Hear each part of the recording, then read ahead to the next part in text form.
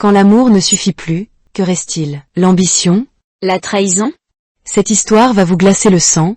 Restez jusqu'à la fin. Dans un quartier populaire de Dakar, au cœur de la chaleur et du vacarme quotidien, vivait un couple dont la vie semblait calme, en apparence. Malik et Aïcha, deux jeunes âmes, unies par l'amour, la foi et le rêve d'un avenir meilleur. Mariés depuis 5 ans, ils vivaient dans une petite maison que la modestie n'avait pas rendue triste. Car Aïcha, comme une lumière dans l'obscurité, savait insuffler de la joie là où il n'y avait que silence. Le matin, elle se levait avant le chant du muezzin, préparait du café, chauffait du pain, puis réveillait doucement Malik avec un sourire et des paroles pleines d'espoir. Elle croyait fermement que la pluie finit toujours par laver la poussière du destin. Chaque jour, elle priait pour que leur situation change, pour que la chance frappe enfin à leur porte. Mais la patience d'Aïcha était une langue que Malik ne parlait plus.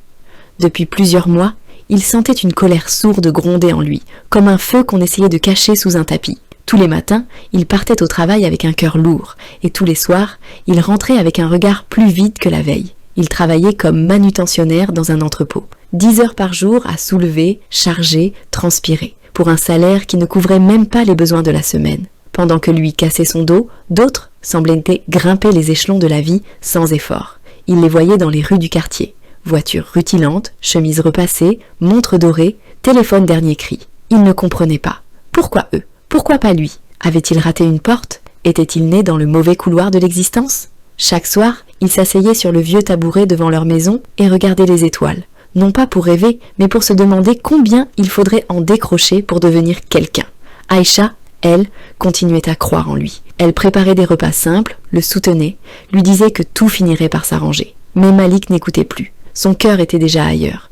Quand l'homme arrête d'écouter, le mal entre sans frapper. Un soir, alors que les rues étaient calmes et que l'air sentait la poussière et la nuit, Malik marchait seul. Il n'avait pas de but, juste l'envie de fuir le poids de sa maison, de ses responsabilités, de son vide. C'est là qu'une voiture noire, brillante comme un serpent sous le soleil, s'arrêta lentement à son niveau. Une vitre se baissa et un visage du passé apparut. Samba. Ils avaient grandi ensemble, partagé les bancs de l'école, rêvé ensemble à une grande vie. Mais tandis que Malik peinait encore à boucler les fins de mois, Samba brillait de 1000 feux. Costume italien, montre qui scintille, sourire sûr de lui. Il était devenu ce que Malik voulait être. Après quelques échanges de banalités, Samba le regarda dans les yeux et lui dit « Frère, la vie ne fait pas de cadeaux à ceux qui attendent.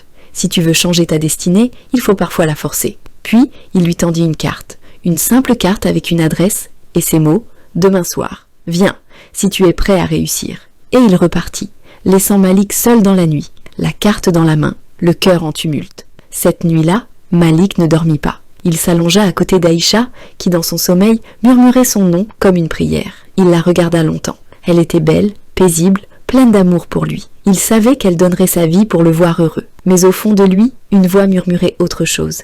Et si son amour ne suffisait plus? Et si ton bonheur se trouvait ailleurs? Il se leva sans bruit, alla s'asseoir dans la cour et contempla le ciel. Il se souvint d'un proverbe que son grand-père lui répétait souvent. L'homme qui veut courir plus vite que son ombre finit par se perdre dans la nuit. Mais ce soir-là, Malik voulait courir. Vite, très vite. Il pensait à la maison qu'il voulait offrir à sa famille, aux vêtements de marque, au regard de respect, à la revanche sociale. Il ne voulait plus attendre. Il ne voulait plus mendier sa dignité. Il se disait « Et si cette adresse était la clé? Et si ce que je dois sacrifier n'est qu'un détail face à tout ce que je peux gagner ?» Mais au fond de lui, il savait. Il savait que le prix à payer ne serait pas de l'argent. Il savait que ce genre de réussite ne vient jamais sans conséquence. Et pourtant, il se leva. Il entra dans la chambre, regarda Aïcha une dernière fois. Elle dormait, paisible, confiant son destin entre les mains d'un homme qui, à cet instant précis, pensait à la trahir. Il referma doucement la porte. Et dans son cœur, une voix s'éteignit. Quand l'amour n'arrête plus un homme, c'est que l'ambition l'a déjà avalé. À suivre la partie 2, le pacte. Si vous avez aimé, likez, commentez et partagez à tous vos amis.